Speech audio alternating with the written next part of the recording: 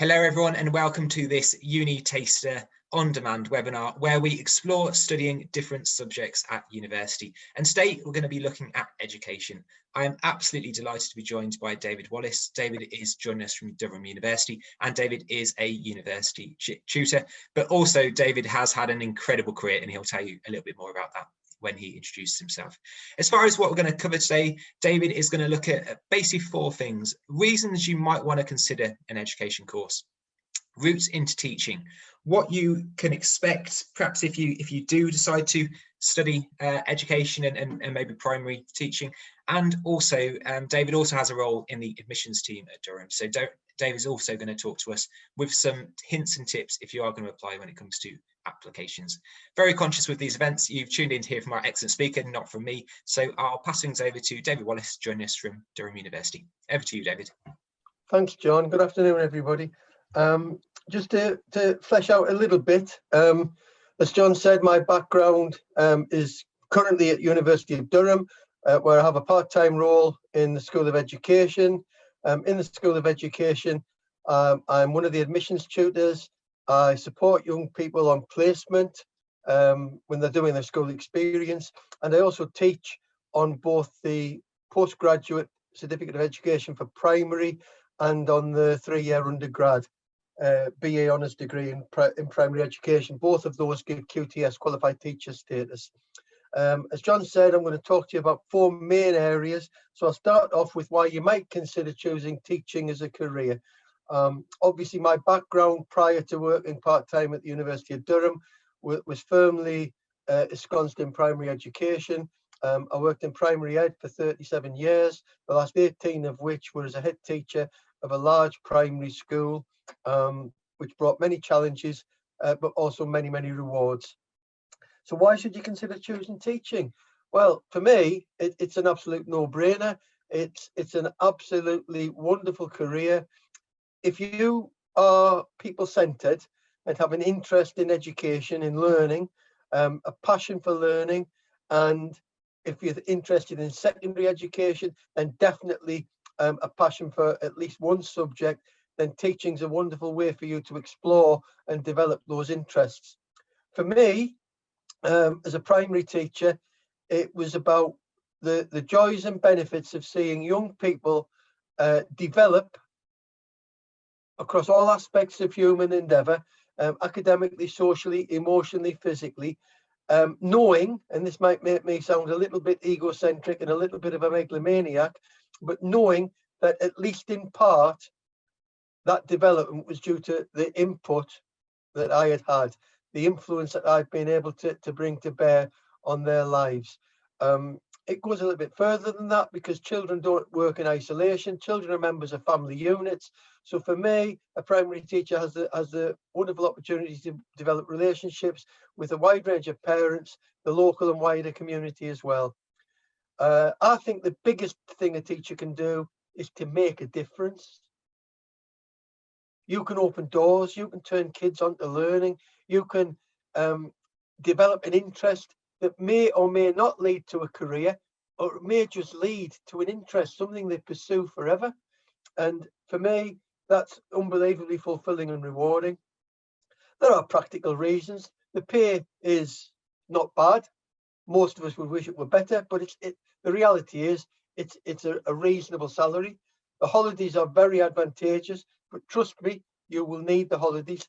Teaching, whilst very rewarding, very fulfilling, is always demanding and sometimes stressful, and there is a lot of work to do. Anybody who thinks that teaching is a 9 to 3 job for 39 weeks of the year is sadly mistaken. Every teacher I have ever worked with did work at home in the evenings and at weekends, and indeed during the holidays. But if you are interested in anything I've said, then give serious consideration to training to teach. Should you decide to train to teach, there are a variety of options that you can pursue. Some schools do employ unqualified teachers, so you could follow that route. If you decide to do that, then the career progression is limited and the salary is capped at a significantly lower level. You can enter at 18 or straight from education, or indeed later life, and I'll talk a little bit more about that, and do a 3-year BA in education with QTS, and I'll talk a little bit more about that later. I said you could do that straight from school. Many people do. At Durham, the demographics for our 3-year undergrad, we're the only Russell Group university that offers that programme, and we draw basically about 50% of our young people are local to the northeast of England. The remaining 50% come from all areas of the UK and indeed beyond. The age profile is broadly, again, about 50% would be in the sort of 18 to 25 age bracket, with the remaining 50%, 25, probably through to about 45.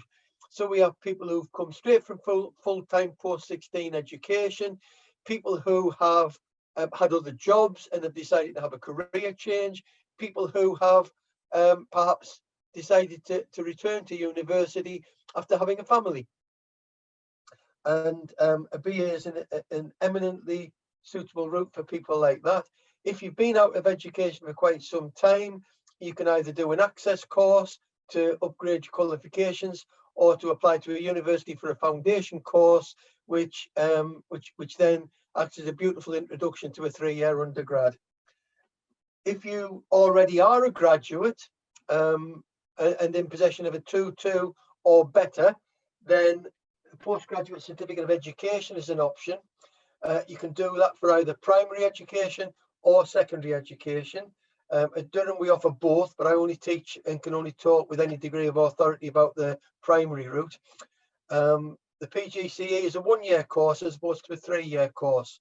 It's intense, it's rigorous, and it's robust. But excellent preparation for a degree for a career in teaching. So a PGCE can also be studied through the SCITT route. That's SCITT, which stands for School Centred Initial Teacher Training.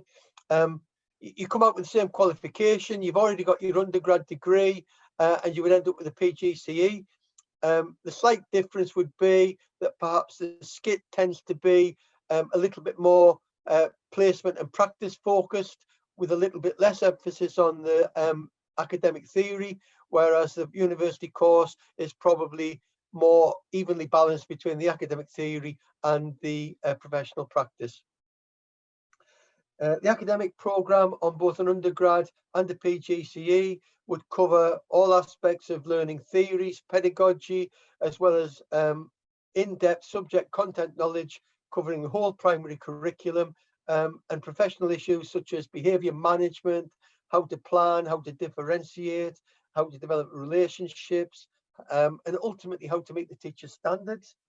And then you would also have a government minimum of 120 days practice in schools on a 3-year degree. That obviously is spread across the 3 years. In a 1-year PGCE, it tends to be blocked into 2 placements. Ideally, we would be looking to give you experience in both Key Stage 1 and Key Stage 2. Some organisations also offer early years placements. We do on our 3-year degree, but we don't on the PGCE. So I think for you, if you are interested in choosing a career as a teacher, it's about doing a little bit of homework, looking at the possible routes into teaching, and working out which route best suits you, your preference for how you learn, your preference for whether you want the academic rigour as well as the professional expertise, or if you're more bothered about the professional aspects. What I would argue quite strongly is that, in my view, you need to have a really deep understanding of learning theories, child development, etc., because that enables you to be flexible and adaptable and to customize your practice to meet the learning needs of the children that you work with. So that sort of covered basically a whistle-stop tour through what a course might look like. So if you're interested, do your homework and choose the course that's best suited for you. If it's a university route you want, then there's 2 avenues. Some universities are still using the UCAS website to apply for. and others are using the DFE portal. The DFE portal is becoming increasingly common and more popular. It's a little bit easier to access, but the end result is the same. A university would look at your application and decide whether to offer you an interview or not. DFE regulations are that if you're going to teach, you must be interviewed. So there's no hiding from that. You've got to prepare yourself for an interview. But before the interview, you've got to put together a really purposeful and powerful application. It's by nature a selective process. So you're in competition with other candidates. So you've got to make sure that your application is strong and stands out from the crowd. So if you can imagine, there are, if you like, 3 elements to it. There's the basic application form where you're just stating your educational history. That's just a case of really stating where you've studied, what you've studied, and what grades you got at your various exams. So that doesn't set you out from the crowd. I mean, even if you've got A stars across the board, that's only part and parcel of what we're looking for. If we're looking for a teacher, it's academic ability plus personality, plus ability to engage learners. So the next part of the application is your personal statement, and I'll come back to that. And the third part of the application is your referees. On an undergrad program using the UCAS portal, which Durham uses, you need two referees. Sorry, you need 1. On the PGCE, you need 2. One of those should be somebody who can support your academic credentials, how well you study, and actually back up what you're saying in your personal statement. The other one ideally would be somebody from a work placement situation, ideally even better a school. That said, previous school experience is no longer a requirement for an application to train to teach. So should you not have that, please don't let that put you off. And then the third element, and for me, this is the deal breaker, it's your personal statement. The personal statement is the one thing that you really do have control over. You can't change the results you've already got, but you can make sure that your personal statement sings loud about you as a potential teacher. And I would say that you need, it's character limited, it's 4,000 characters. So it's about the side of A4 typing. And there are definite do's and don'ts. Don't wax lyrical. Don't use hyperbole. It doesn't work. You're just wasting words. Don't make unsubstantiated assertions. But categorically convince the person who's going to look at your application that you are somebody who is passionate about education, passionate about learning, and passionate about helping young children learn, whether that young child be an early years child or whether that young person be studying at A level. So those 3 characteristics have got to come through. If you can exemplify them, and this is where you don't want to make unsubstantiated assertions, if you can exemplify them, do so. And then the trick really is to make sure that what you are saying, your referees can back up. Because if you imagine, if I'm looking at an application and there's a mismatch between what you're claiming and what your referees are stating, that isn't going to go down very well. And that could significantly impact the chances of you being put forward for an interview. You've only got 4,000 characters, so you've got to choose what you say wisely. That's why I'm suggesting don't go for excess flowery language and hyperbole.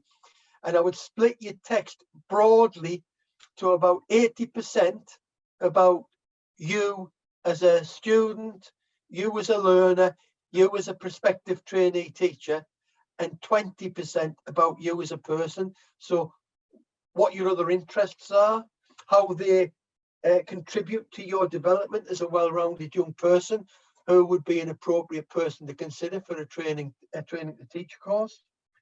And that, I'm afraid, is about all I can offer to help you, other than wish you good luck with your application.